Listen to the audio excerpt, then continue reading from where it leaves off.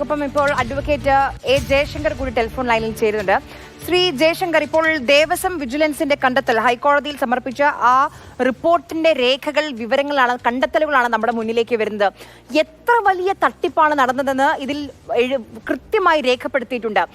ചെമ്പ് സ്വർണമാക്കി അതിന് കൂട്ടുനിന്ന ഉദ്യോഗസ്ഥർ, അതായത് സ്വർണമാണെന്ന് ബോധ്യമുള്ള എത്രയോ വർഷങ്ങളായി സന്നിധാനത്ത് ജോലി ചെയ്യുന്ന ഉദ്യോഗസ്ഥരാണ്. അവരാണ് ചെമ്പാണെന്ന് അങ്ങ് എഴുതി പിടിപ്പിച്ച് പോറ്റിക്ക് അനുമതി കൊടുത്തത്. അത് കണ്ടെത്തിയിട്ടുണ്ട്.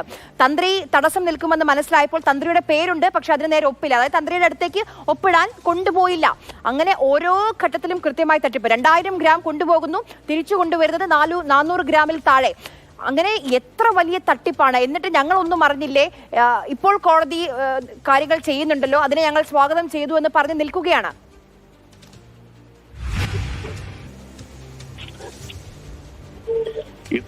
മലയുടെ ഒരു അറ്റം മാത്രമാണ്. ഹലോ, പറഞ്ഞോളൂ, കേൾക്കാം.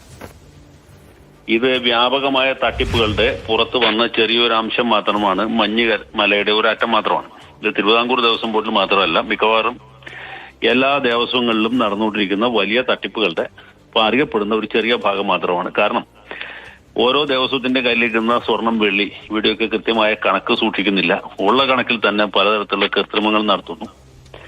അത് പിടിക്കപ്പെടുന്ന ഘട്ടത്തിൽ ഞങ്ങൾ അന്വേഷണത്തെ സ്വാഗതം ചെയ്യുന്നു. പോലീസ് അന്വേഷിക്കട്ടെ, വിജിലൻസ് അന്വേഷിക്കട്ടെ, CBI വന്നാലും ഞങ്ങൾക്ക് പേടിയില്ല എന്നൊക്കെ പറഞ്ഞ് നിൽക്കുകയാണ് ദേവസ്വത്തിലെ പ്രധാനപ്പെട്ട ഉദ്യോഗസ്ഥന്മാരും ദേവസ്വം ബോർഡ് പ്രസിഡന്റ്, മെമ്പർമാരടക്കമുള്ള ആളുകളും.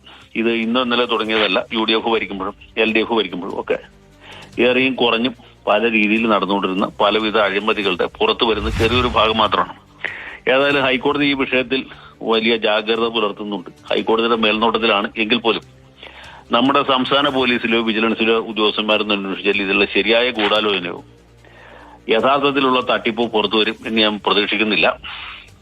ഇനിയിപ്പോ CBI വന്നാൽ എന്ത് മാറ്റം ഉണ്ടാവും എന്നുള്ളത് വേറെ ചോദ്യമാണ്. എങ്കിൽ പോലും ഫലപ്രദമായ ഒരു അന്വേഷണം ഈ രംഗത്ത് ഉണ്ടാകേണ്ടത് അത്യാവശ്യമാണ്. ബന്ധപ്പെട്ട രാഷ്ട്രീയ നേതൃത്വം, ഞാൻ ഉദ്ദേശിക്കുന്നത് ദേവസ്വം ബോർഡിന്റെ ഭരണസമിതി അംഗങ്ങൾ അടക്കമുള്ള ആളുകളുടെ പങ്ക്, അവരുടെ കൂട്ടുത്തരവാദിത്തത്തിലാണ് ഈ അഴിമതികൾ നടന്നിട്ടുള്ളതെന്നുള്ള കാര്യം വളരെ വ്യക്തമാണ്. യാതൊരു സംശയം ആ കാര്യത്തിൽ വേണ്ട. X ആണോ Y ആണോ Z ആണോ അത് മൂന്നുപേരും കൂടി ചേർന്നിട്ടാണോ ഈ തട്ടിപ്പ് നടത്തിയത് എന്നേ അറിയാൻ ബാക്കിയുള്ളൂ. അപ്പോൾ ഇത് ചെറിയ ഒരു തട്ടിപ്പല്ല, ഇത് വലിയ ഒരു തട്ടിപ്പിലേക്കുള്ള ചൂണ്ടുപലക മാത്രം.